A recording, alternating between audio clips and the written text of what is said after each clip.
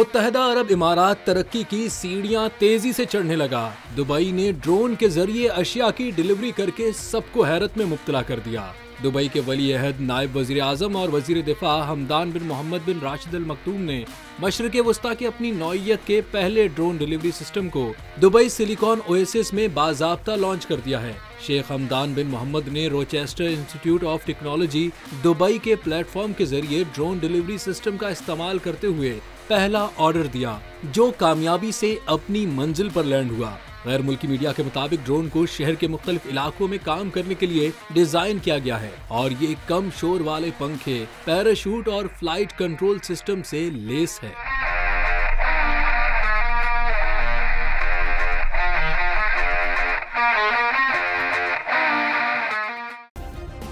Subscribe करें और bell दबाएं ताकि कोई खबर रह न जाए।